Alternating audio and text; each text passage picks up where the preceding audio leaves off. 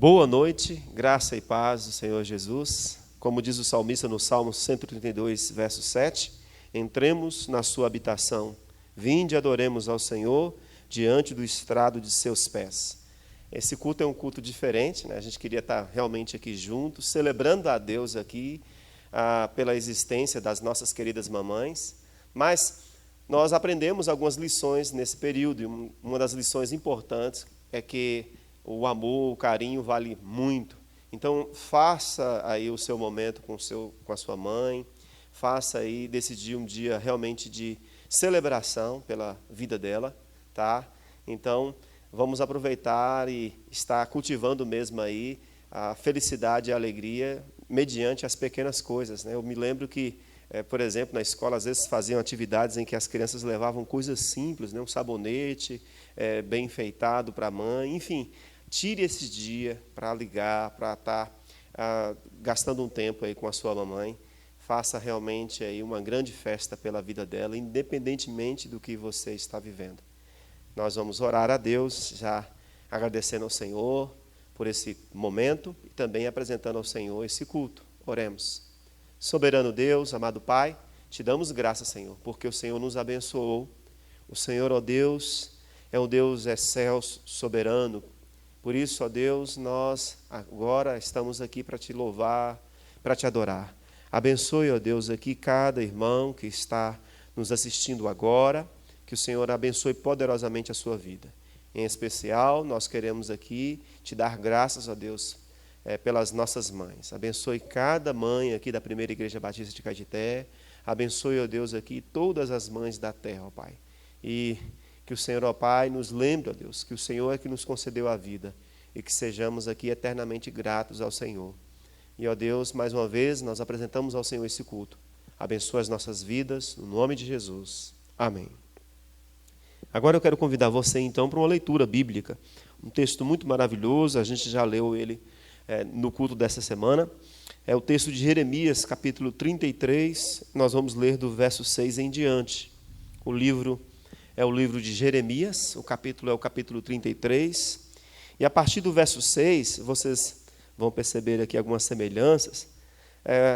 Deus aqui, por meio do seu profeta Jeremias, traz uma palavra de esperança, declarando que ele iria curar ali Judá, Israel, restabelecer, e esta é uma palavra também para nós, né? Deus é poderoso para restabelecer as nossas famílias, a nossa cidade, a nossa nação. Jeremias é o livro, capítulo 33, e a partir do verso 6 diz assim: entretanto, eu mesmo levarei a ela saúde e cura, eu o sararei e lhes manifestarei transbordante paz e segurança. Mudarei o destino de Judá e de Israel. Eu os reedificarei como no princípio, e os purificarei de toda a malignidade mediante a qual erraram e pecaram contra a minha pessoa. Perdoarei todas as maldades que cometeram, pecando e se rebelando contra mim. Então, Jerusalém se tornará para mim uma fonte de alegria, louvor e glória, tendo como testemunhas todas as nações da terra que ficarem sabendo sobre todos os favores e benefícios que realizo por ela. Todos os povos tremerão de medo e respeito diante da paz e da prosperidade que eu concedo a Jerusalém. Assim fala Yahvé: dizeis que este lugar está completamente arruinado, sem soldados, sem animais, mas nas cidades de Judá e nas ruas de Jerusalém, que estão devastadas, sem homens, sem qualquer habitante, sem nem sequer mesmo animais, ainda se conseguirá ouvir a voz de júbilo, a voz de satisfação, a voz do noivo e a voz da noiva, e as vozes de todos aqueles que trazem ofertas de ação de graça para a casa do Senhor, exclamando: dai graças ao Senhor dos exércitos, porque Ele é bom, porque o seu amor dura para sempre. Porque eu mudarei o destino dessa terra, tornando-a feliz, como fora na antiguidade, assevera o Senhor. Assim afirma o Eterno Todo-Poderoso, neste lugar assolado, sem pessoas, sem animais, haverá novamente pastagens, onde os pastores farão descansar os seus rebanhos e em todas as suas cidades.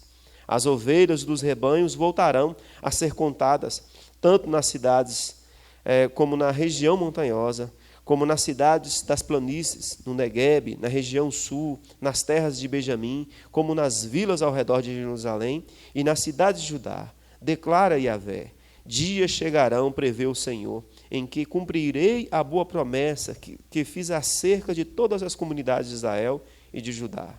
Naqueles dias e naquela época, eis que farei brotar um renovo justo da linhagem de Davi, e ele realizará tudo o que é direito, justo e verdadeiro sobre a terra. Naquela época, Judá será salva e Jerusalém viverá em segurança. Este é o nome pelo qual ele será chamado. Yahvé é a nossa justiça. Porquanto assim declara o Senhor: Davi jamais deixará de ter um descendente que se assente no trono de Israel.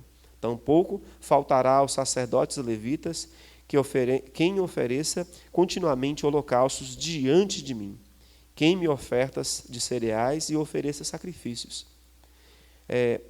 A palavra de Yahvé veio a Jeremias, afirmando: atentai ao que diz o Senhor, se puderdes invalidar a minha aliança, como o dia e com a noite, de tal modo que não haja nem dia nem noite a seu tempo, também se poderá romper a minha aliança com o meu servo Davi, para que ele não tenha um descendente que reine no seu trono, como também a aliança com os sacerdotes levitas que me servem. Assim como não é possível contar as estrelas do céu, nem calcular as areias das praias do mar, desse modo multiplicarei a descendência de meu servo Davi e dos levitas que me servem. E Yahvé dirigiu a palavra a Jeremias: observaste o que toda essa gente está comentando, que o Senhor rejeitou os 2 reinos que tinha escolhido? Por isso desprezam o meu povo e não mais acreditam que possa voltar a ser uma nação. Assim diz o Senhor: se a minha aliança com o dia e com a noite não mais vigorasse, se eu não tivesse estabelecido as leis fixas no céu e na terra, então eu rejeitaria os descendentes de Jacó e do meu servo Davi, e não escolheria alguém da sua descendência para governar a descendência de Abraão, Isaque e Jacó. Entretanto, eu mesmo restaurarei o destino deles, os libertarei do cativeiro e lhes manifestarei a minha mais profunda compaixão. Nós não podemos nos esquecer, esse é o Deus em que nós servimos. Ele fez uma promessa de restauração a Judá e a Jerusalém, e essa promessa hoje se estende também à igreja de Cristo. Essa promessa aqui desse renovo foi cumprida na pessoa de Jesus. E o Senhor Jesus, ele, quando esteve aqui, ele teve grande compaixão daqueles que estavam famintos. Ele tem compaixão também de nós. E nós precisamos crer que Deus irá também nos libertar e nos restaurar nesses dias. Por isso, descanse no Senhor. Nós vamos agora ao nosso momento de mordomia. E eu quero então trazer uma palavra para você. Aqui em Provérbios capítulo 3, verso 9 e verso 10, diz assim: nós precisamos ofertar, e a oferta honre ao Senhor com todos os seus recursos e com os primeiros frutos de todas as suas plantações. Os seus celeiros ficarão plenamente cheios, e os seus barris transbordarão de vinho. A palavra aqui, então, é a palavra de gratidão. Mesmo nesses dias aqui, nós percebemos a fidelidade dos irmãos, a fidelidade para com a obra do Senhor. Nós lembramos que ofertar é um ato de amor, é algo específico desta igreja, né? Nós não ofertamos para barganhar algo com Deus, mas porque nós somos servos e consagramos tudo que nós temos a Ele. Então, a palavra que nós damos hoje, nesse momento, é de gratidão ao Senhor. Nós queremos agradecer ao Senhor, porque o Senhor tem abençoado a sua vida e você tem sido fiel ao Senhor. E agora, eu quero então interceder pela sua vida, rogando ao Senhor que Ele derrame sobre você as muitas bênçãos dos céus. Vamos orar, então? Soberano Deus, nós queremos te dar graças a Deus, porque o Senhor tem sido fiel. Nesses dias, ó Deus, de luta, de dificuldades, o Senhor tem sustentado as nossas vidas, tem nos dado um teto para morar, comida para comer, tem nos dado, ó Deus, a família. Obrigado, Senhor Deus, por tantas e tantas bênçãos. Por isso, Senhor, nós te bendizemos, e eu quero agradecer agora pela vida daqueles irmãos, ó Deus, que têm contribuído, que têm, ó Deus, ofertado para que a obra de missões, para que a obra da casa do Senhor continue, aqueles que têm, ó Deus, lembrado daqueles que estão necessitados, aqueles que têm contribuído, ó Deus, com a ação social. Nós agradecemos ao Senhor por estas vidas e pedimos ao Senhor que o Senhor socorra aqueles que estão necessitados, Senhor, e nos use, ó Deus, como esse instrumento de socorro, ó Pai. Que o Senhor, ó Deus, em nome de Jesus, continue nos fazendo aqui, Senhor, adoradores ao Senhor, por meio também das nossas ofertas, por meio também das nossas vidas, no nome de Jesus. Amém. Nós vamos agora adorar o Senhor. Nós convidamos aqui, então, os irmãos do Ministério de Adoração da igreja. Adore ao Senhor na sua casa, aproveite para aumentar um pouquinho o som, aproveite para cantar junto, tá? Os irmãos vão cantar aqui, mas eles desejam que você cante junto. Graça e paz, igreja. Que a paz e a graça do Senhor Jesus esteja com cada um dos irmãos, com gratidão no coração, com louvor a Deus que estamos aqui para cantar, para louvar ao Senhor, porque Ele é bom, porque a Tua benignidade dura de geração em geração, porque o Teu amor dura para sempre. Louvemos nessa hora e fazemos dessa canção, deste louvor, o Teu respirar, o Teu almejar pelo Senhor, pelo Jesus vivo, ressurreto, aquele que morreu na cruz para me salvar, para nos salvar. Então receba do melhor de Deus nessa noite, e que o louvor do Senhor, o derramado Espírito Santo do Senhor, esteja adentrando agora sobre a sua casa, aonde você esteja, que você esteja respirando e exalando o melhor perfume do Senhor. Louvemos ao Senhor.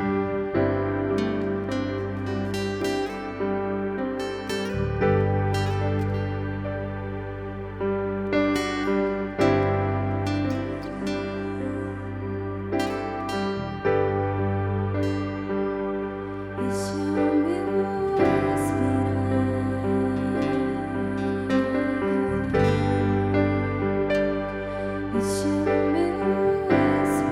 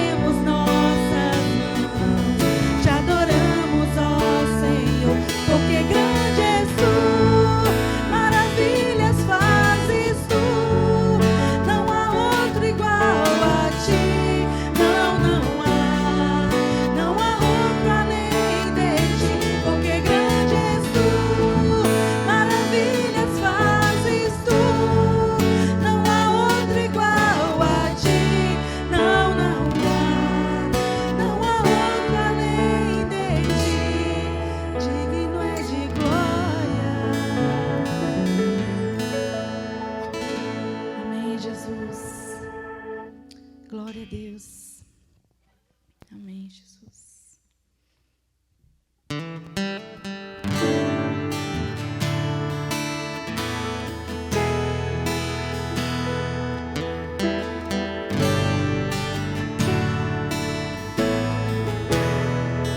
Preciso de ti.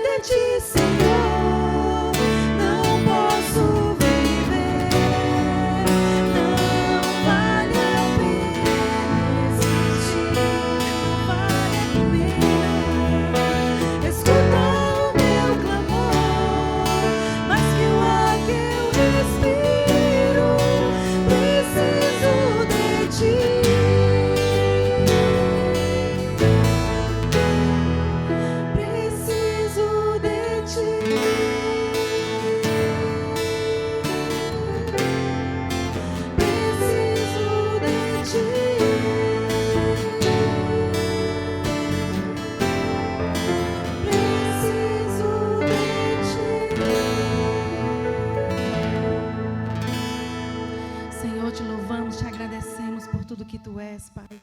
Obrigada pela tua grandeza, pela tua beleza, Pai.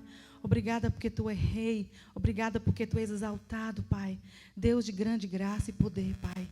Deus de poder, Deus de majestade. Obrigada por este momento. Receba o nosso louvor, nossa adoração em teu altar. Em nome de Jesus. Amém. Amém. Nós vamos continuar o nosso culto de louvor e adoração ao Senhor.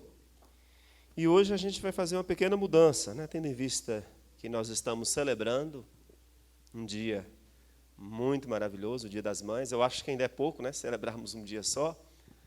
Mas nós queremos, então, Deus colocou em meu coração, trazer uma mensagem voltada, então, aqui para essa celebração. Ok? Nós estamos agora, nesse momento, celebrando a Deus, independentemente da circunstância aqui, agradecendo a Deus, porque o Senhor nos concedeu a todos nós uma família, em especial as nossas mamães. Então, eu estava pensando, a Bíblia tem, e a Bíblia fala de diversas mamães. Se a gente for observar, a primeira, nós lemos na Bíblia, contando a história de Eva. Depois nós vemos ali uma história muito bonita também de Ruth. E aí a gente continua seguindo a Bíblia. No Novo Testamento nós vamos encontrar Maria, a mãe do Senhor. Nós vamos ouvir outras histórias também sobre mães. Então, diante de todas essas mães da Bíblia, eu queria meditar aqui com vocês sobre a história de 3 mães. Essas mães, nós vamos ler aqui alguns textos, vamos acompanhar, porque elas são aqui uma inspiração para nós. Eu digo aqui, falando do caráter de cada uma, da vida cristã de cada uma. Então, esse texto que nós vamos ler fala muito sobre uma mãe segundo o coração de Deus. E esse é o desafio, então, para as mamães que estão nos assistindo, serem mães segundo o coração de Deus, e para aqui maridos, filhos, filhas, também aprenderem aqui com o caráter dessas mulheres, aqui as lições para viver aqui uma vida cristã piedosa. Então eu quero convidar você, nós vamos ler aqui a história da primeira mamãe, dessa mãe segundo o coração de Deus. Está lá em primeiro livro de Samuel, capítulo 1. Nós vamos ler do verso 1 até o verso 3, e depois do verso 6 até o verso 11, o verso 15 e o verso 19 e 28. Ok? O livro, então, é o livro de 1 Samuel. O capítulo é o capítulo 1. E nós vamos, então, ver a história de Ana, a primeira mãe segundo o coração de Deus. 1 Samuel, capítulo 1, de 1 a 3, diz assim: Havia certo homem da tribo de Ramataim, Tisofim, que habitava a região montanhosa de Efraim, chamado Eucana, filho de Jeroão, neto de Eliú, e bisneto de Tu, filho de Zuf, o eframita. Eucana tinha 2 esposas, uma se chamava Ana e a outra Penina. Penina havia concebido e tinha filhos. Ana, no entanto, não tinha nenhum. Todos os anos, Eucana subia da sua cidade para adorar e oferecer sacrifícios ao Senhor dos Exércitos em Siló, onde os 2 filhos de Eli, Ofni e Finéias, serviam como sacerdotes do Senhor. Agora a gente vai para o verso de número 6. Penina, sua rival, provocava e humilhava Ana continuamente, porque o Senhor a tinha deixado estéril. E isto tudo acontecia ano após ano, sempre que eles subiam à casa de Yahvé. A rival de Ana a ofendia, e ela passava o tempo todo solitária, chorando e sem comer. Então, verso 8, Eucana, seu marido, lhe indagava: Ana, por que choras e não te alimentas? Por que estás tão infeliz? Será que eu não valo mais do que 10 filhos? Certa ocasião, em Siló, logo depois de haverem terminado de comer e beber, estando o sacerdote Eli sentado numa cadeira, junto a um dos pilares, à entrada do santuário do Senhor, Ana se levantou e com a alma profundamente sofrida, chorou muito e orou ao Senhor, e fez o seguinte voto: Ó Senhor Todo-Poderoso, se quiseres dar atenção à humilhação da tua serva, e te lembrares de mim, e não te esqueceres da tua serva, mas lhe conceder um filho, homem, então prometo que o dedicarei a ti, Yahvé, por todos os dias da sua vida, e o seu cabelo e a sua barba jamais serão cortados. Verso 15. Entretanto, Ana lhe replicou com estas palavras: Ó não, meu senhor, pelo contrário, sou uma mulher tomada pela amargura, não bebi nem vinho ou qualquer bebida fermentada.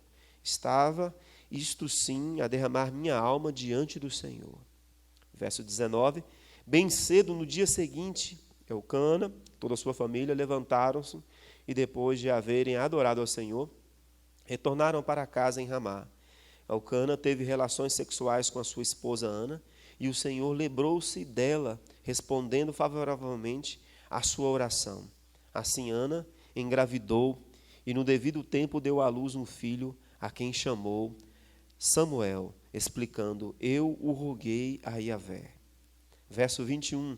Então, quando no ano seguinte Eucana subiu novamente com toda a família para oferecer sacrifícios anuais ao Senhor e para cumprir o seu voto, Ana, porém, não foi com eles e justificou ao marido: Não irei antes que o menino seja desmamado. Então eu o levarei, ele será apresentado perante o Senhor, e ele morará ali para sempre. Replicou-lhe Eucana, seu marido: Faz o que parecer melhor, fica aqui com o menino, até que o desmames.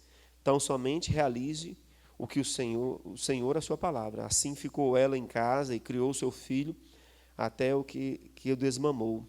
Depois de desmamá-lo, quando o menino ainda era pequenino, Ana o levou à casa do Senhor em Siló, com um novilho de 3 anos de idade, uma medida de farinha com cerca de 20 quilos e uma vasilha de couro cheia de vinho. Eles sacrificaram o novilho e levaram o menino à presença de Eli. E ela lhe declarou: Ah, meu Senhor, tão certo como tu vives, meu Senhor, eu sou a mesma mulher que esteve aqui contigo, orando ao Senhor. Naquela ocasião, eu suplicava a Deus por esta criança, e o Senhor me concedeu o pedido que fiz. Por esse motivo, agora eu te entrego a ti, Senhor. Toda a sua vida será dedicada ao Senhor, e ali adoraram ao Senhor. Vamos orar? Senhor, obrigado por tua palavra lida, que ela agora seja, ó Deus, uma espada, Senhor Deus, a tirar de nós tudo aquilo, ó Deus, que desagrada o Senhor. Que ela também, Senhor, nos lembre, ó Deus, aqui do compromisso de obedecer, Senhor. E que agora o teu Santo Espírito esteja, de fato, falando aos nossos corações, em nome de Jesus. Amém. Daqui a pouquinho nós vamos trabalhar também com a história de mais 2 mamães, né? Nós vamos ver aqui a história aqui de Joquebede, e também nós vamos ver aqui a história aqui também de Eunice e Lóide, a avó e a mãe aqui de Timóteo. Essas são o exemplo de 3 mulheres segundo o coração de Deus. E que diferença faz a mulher no lar? Eu acho que uma vez por ano não seria suficiente aqui para mencionar ou dimensionar aqui a importância das nossas queridas mamães. Por isso, eu quero desafiar também aqui, não somente as mães, mas os pais, os filhos, viúvos, solteiros, a ver aqui nesse texto as qualidades do caráter dessas mulheres e a fazer delas exemplos também a serem seguidos. E nós vamos ver aqui qual a diferença que uma mãe com um grande Deus pode fazer. Vamos examinar aqui a vida de 3 mães que realmente fizeram uma enorme diferença. Ana, mãe de Samuel; Joquebede, mãe de Moisés; e Eunice, mãe de Timóteo. Nós vamos aprender aqui que uma mulher, uma mãe piedosa, ela de fato impacta aqueles que estão à sua volta, ela abençoa aqueles que estão à sua volta. Esse texto aqui nos lembra a todos nós como devemos ser gratos a Deus, porque Ele transforma a vida dessas mulheres. Ele transforma também as nossas vidas. Então, a primeira lição justamente aparece aqui nesse texto que eu li para você. Nós vemos aqui que a mãe, segundo o coração de Deus, ela entrega seu filho a Ele. E é interessante, lá no Salmo 127, verso 3, diz assim: herança do Senhor são os filhos, o fruto do ventre, seu galardão.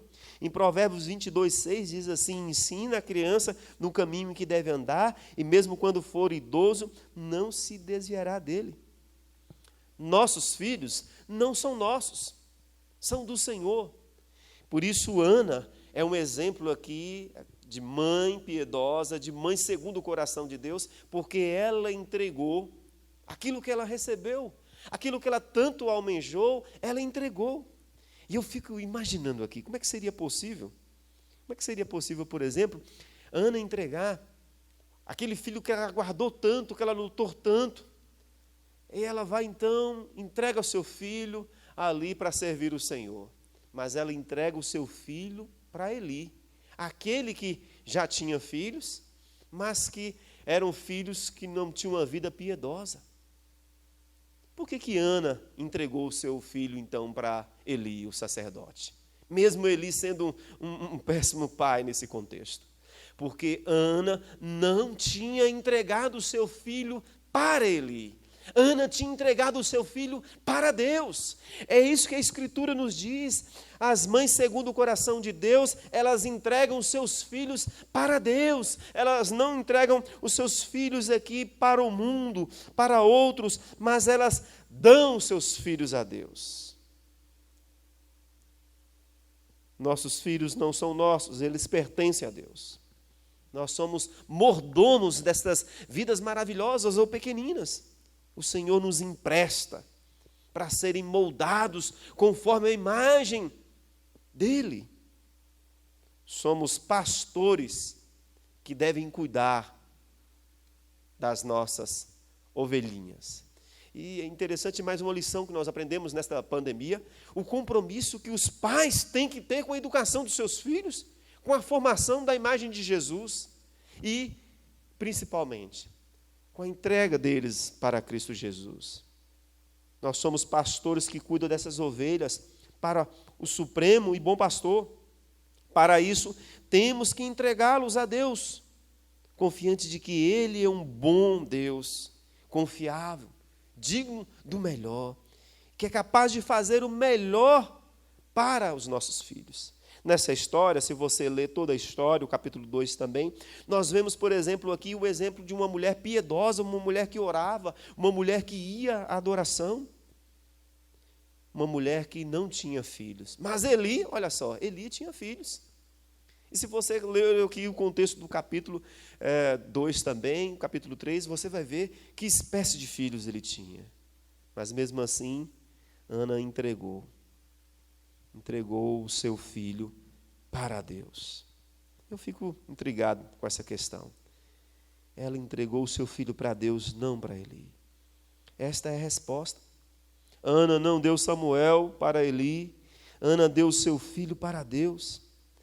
Assim, nós precisamos também entregar os nossos filhos ao Senhor. Uma mãe, segundo o coração de Deus, entrega seus filhos para Deus. Você não tem que entregar seu filho para a faculdade, a preocupação não deve ser a sua formação acadêmica, você não tem que entregar seu filho um dia para um outro cônjuge, ou com essa preocupação toda. Você precisa primeiramente entregar seu filho para Deus. Note que como Ana entregou o seu filho. Note o espírito com que ela entregou. Foi com alegria, com adoração, com júbilo. Ela louva a Deus pela sua santidade, lá no capítulo 2, verso 2, pelo seu conhecimento, pelo seu poder, pelo seu juízo. Novamente foi Deus e não Ana o foco da história. Por isso Ana glorifica a Deus. Provavelmente Samuel tinha aqui 3 anos. Mas é interessante observarmos aqui que Ana também trabalhou o caráter de Samuel. Que alicerce bíblico ela ofereceu para ele. E esse texto nos ensina aqui, e traz aqui algumas coisas, implicações para nós. Por exemplo, que base, o que alicerce você está dando para o seu filho? Ana não foi só lá entregar um filho desmamado, independente dela em se tratando de alimentação. Ela entregou o seu filho também com uma boa formação. Ele não foi só nutrido no seu corpo, mas também na sua alma. E isso fez toda a diferença. Eu me lembro de um professor, pastor Davi Merkel, e ele dizia o seguinte: se o seu filho de 7 anos for sequestrado, ele se lembrará das verdades bíblicas. Ele se lembrará, ele terá uma boa base na sua formação espiritual, ou ele se perderá. Às vezes tentamos viver nossas vidas através dos filhos ou da própria família. Às vezes o pai projeta no filho a realização que ele não teve. Mas isto não é a coisa mais importante da sua vida. A coisa mais importante é entregar seu filho para Deus. É fazer com que ele de fato conheça Deus e seja servo do Senhor. Há alguns casais que vivem o filocentrismo. Os filhos são o centro de tudo, são mais importantes que o outro cônjuge. Os filhos não são a razão da nossa existência. Eles existem para a glória do Senhor.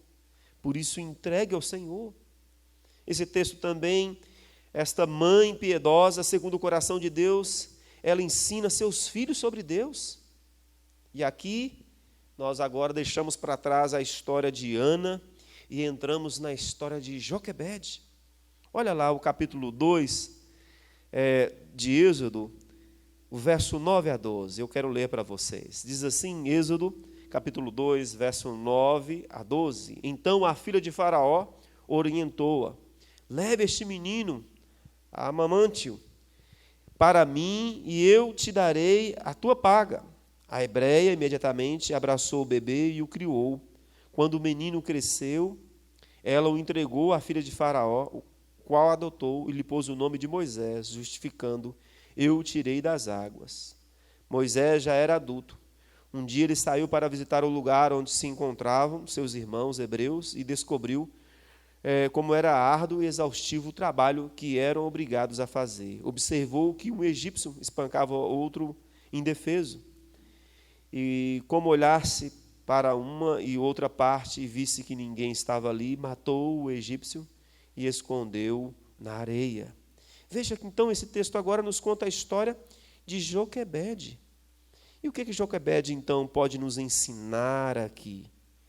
O que esta mãe aqui, segundo o coração de Deus, pode nos trazer? A mãe, segundo o coração de Deus, ela ensina os seus filhos. Veja que Ana entregou o seu filho. Mas, além de entregar seus filhos a Deus, a mãe tem que também instruí-lo no caminho de Deus. E Joquebede fez esse papel. Ela cumpriu esse dever de ensinar seus filhos sobre Deus. Isto está implícito em Provérbios 22, 6, que nos diz ali claramente: precisamos instruir a criança no caminho que deve andar. Consagre, é um processo de acompanhamento, de construção, colocando o filho no caminho do Senhor. Se você ler toda a história de Joquebede, por exemplo, lá em Hebreus 11, do verso 23 a 27, fala da fé, mas não da fé de Moisés, mas da fé dos seus pais, que foi transmitida para Moisés.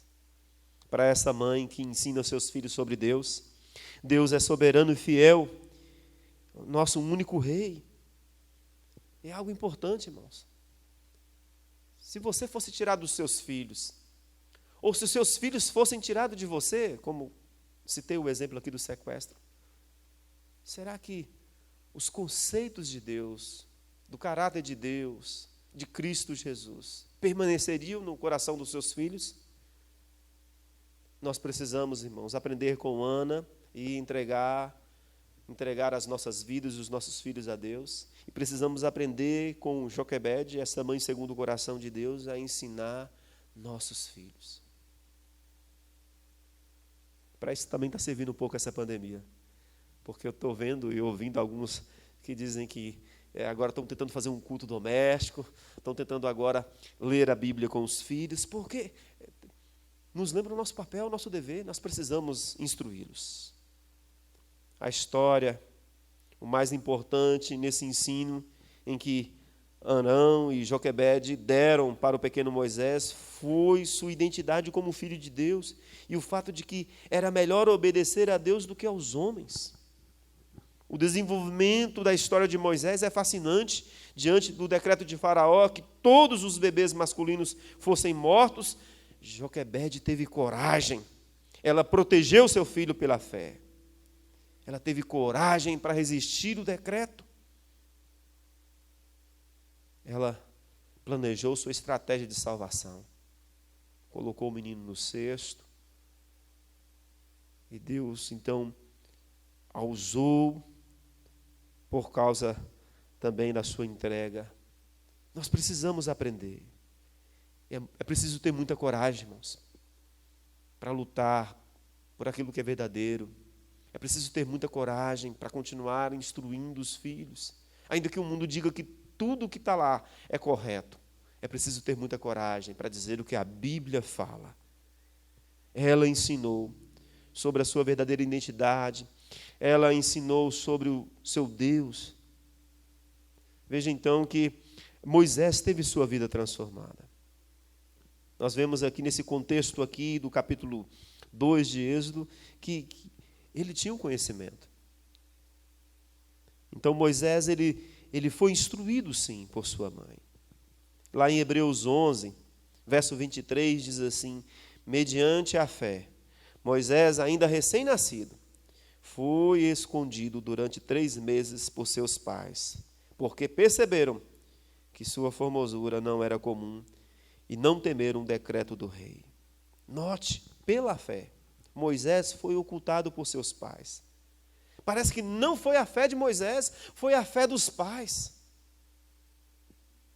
É muito importante os pais, além de dar nome aos filhos, além de dar sangue aos filhos, além de dar heranças aos filhos, dar Deus para os seus filhos, ensinar os seus filhos. Essa é uma aplicação muito importante. Uma outra aplicação que nós podemos trazer aqui é: podemos ensinar nossos filhos sobre sua verdadeira identidade como filhos de Deus. Pais que não têm medo de viver pela fé, de viver como povo de Deus. Esta mesma fé foi transmitida a Moisés. E ele decidiu se identificar como filho de Deus. É isso que nós precisamos. Há um grupo bem expressivo de filhos de crentes que não são crentes, de filhos de pastores que não querem ser crentes, porque não existe essa ideia de que filho de crente nasce crente, ou que filho de crente é crentino. Não existe. Nós precisamos dar a eles muito mais do que posses, bens. Precisamos dar a eles a pessoa de Cristo Jesus, nosso Senhor. E é isso que esta mãe segundo o coração de Deus, Joquebede, nos ensina. Nós vamos agora para a última mãe, e esta mãe é Eunice e Lloyd. Nós vemos lá em 2 Timóteo 3 e também em 2 Timóteo capítulo 1. E eu quero então ler esses textos que falam sobre agora o papel desta mãe, mãe de um pastor. E eu queria então que você também andasse agora no caminho em que Eunice andou. Lá em 2 Timóteo capítulo 1, verso 5 diz assim: da mesma forma, trago na lembrança a sua fé não fingida, que primeiro habitou em sua avó Lloyd e em sua mãe Eunice. Eu estou convencido de que também habita em ti. Por esse motivo, uma vez mais, quero encorajar-te que reavives o dom de Deus que habita em ti mediante a imposição das minhas mãos. Agora, olha o que diz 2 Timóteo capítulo 3, verso 14. Tu, no entanto, permanece no ensino que recebeste e sobre a qual tens plena convicção, sabendo perfeitamente de quem o tem aprendido, porque desde a infância sabes as sagradas letras, que têm o poder de te fazer sábio para a salvação por intermédio da fé em Cristo Jesus. Olha então esse texto falando aqui destas mães e do que elas fizeram então na vida desse jovem pastor, do jovem pastor Timóteo. Então nós aprendemos aqui com esse texto que a mãe segundo o coração de Deus, ela equipa seus filhos com a palavra de Deus. Muitos consideram Paulo como o pai de Timóteo na fé. Mas antes mesmo de Paulo, há aqui o papel da avó de Timóteo e também da sua mãe Eunice. Então, de fato, Timóteo, ele teve aqui uma mãe segundo o coração de Deus que o ajudou. Muito antes do apóstolo, o jovem ministro tinha uma mãe espiritual e uma avó espiritual, Eunice e Lode. Lá em Atos 16, fala que quando Paulo encontrou Timóteo, ele já era uma pessoa conhecida já, firme na rocha, convicta.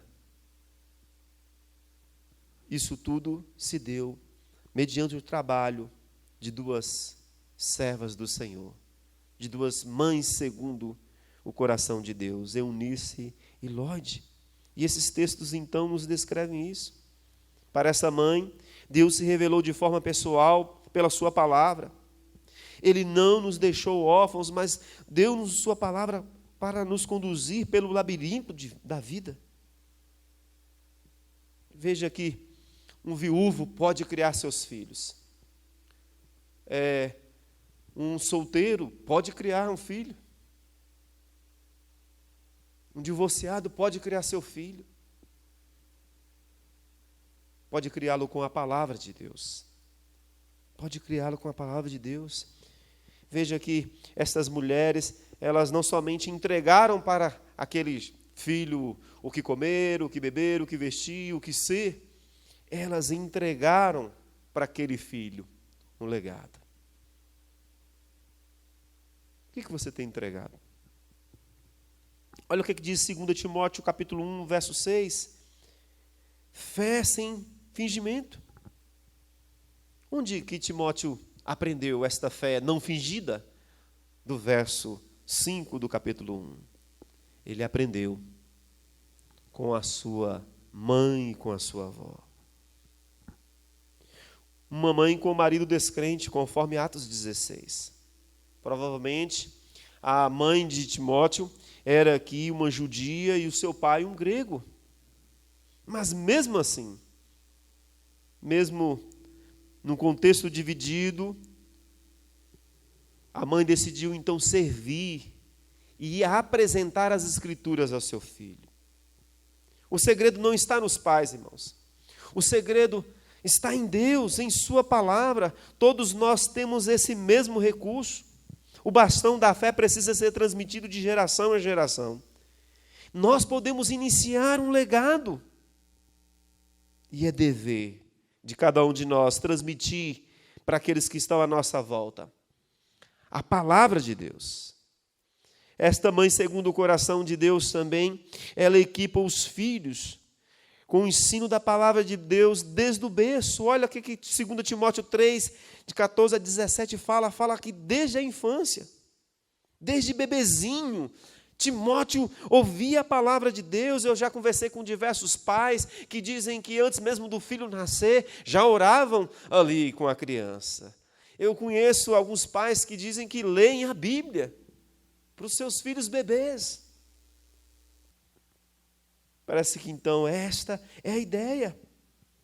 A mãe, segundo o coração de Deus, ela equipa o seu filho com o ensino da palavra de Deus desde o berço.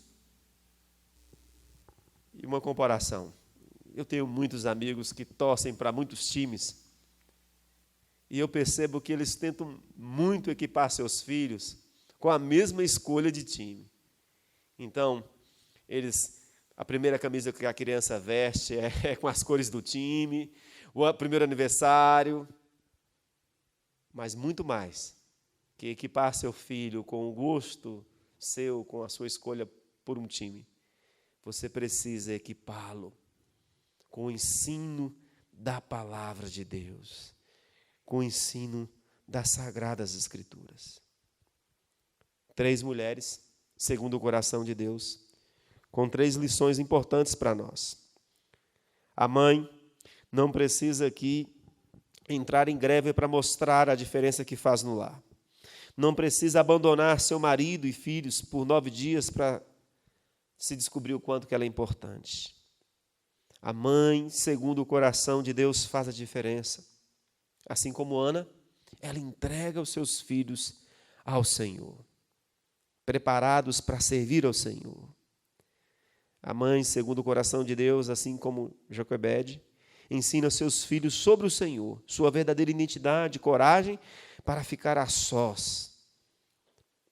A mãe, assim como Eunice, equipa seus filhos com a palavra de Deus para servir o Senhor.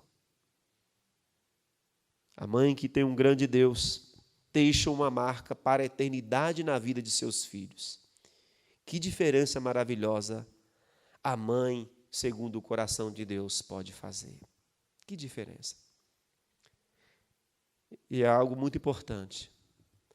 Existem mães aqui naturais, mas existem mães espirituais.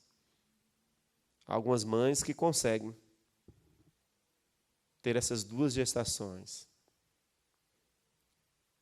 mas algumas mães que só conseguem ter filhos aqui nesse mundo.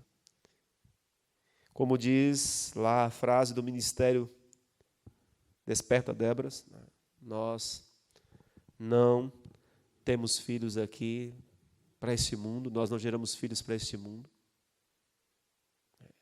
Nossos filhos são para povoar o céu, não para povoar o inferno. Eu lhe pergunto,